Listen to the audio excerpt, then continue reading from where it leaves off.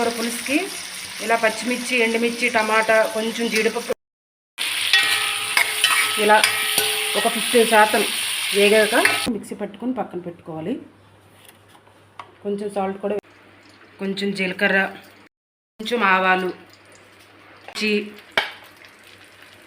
కొత్తిమీర కాడలు, ఎండుమిర్చి, కొంచెం కరివేపాకు, ఆనియన్స్ వేసుకోవాలి, సాల్ట్ వేసుకోవాలి. సాల్ట్ వేసుకుంటే తొందరగా మొగ్గుతాయి ఉల్లిపాయలు. బాగా వేగాక కొంచెం అల్లం వెల్లుల్లి పేస్ట్ వేసుకోవాలి. ముందు మిక్సీ పట్టించుకున్న మసాలా ఇప్పుడు వేసుకోవాలి.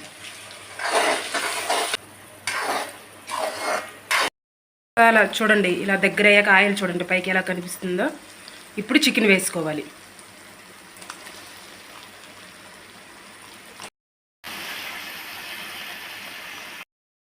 బాగా దగ్గరగా ఒక 10 మినిట్స్ వరకు మగ్గించుకోవాలి సిమ్లో పెట్టుకొని. 2 స్పూన్స్ కారం, కొంచెం ధనియాల పొడి, కొంచెం పసుపు. ఎందుకంటే కారం కొంచెమే వేసుకోవాలి, మనం మసాలా వేసుకున్నాం కదా దాంట్లో ఘాటు ఉంటుంది కాబట్టి అందుకే తక్కువ కారం. మన టేస్ట్ తగ్గట్టే కారం ఎక్కువ కావాలంటే కారం ఎక్కువ వేసుకోవచ్చు, లేదంటే తక్కువ తినాలో తక్కువ వేసుకోవచ్చు.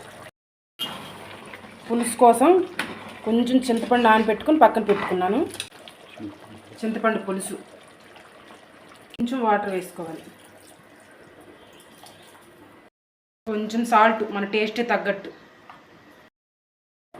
చిన్న టేస్ట్ కోసం బెల్లం. ఇలా మరిగాక మీడియం ఫ్లేమ్లో పెట్టుకోవాలి. ఫైనల్గా కొత్తిమీర వేసుకొని స్టవ్ ఆపుకుంటే కోడికూర పులుసు రెడీ.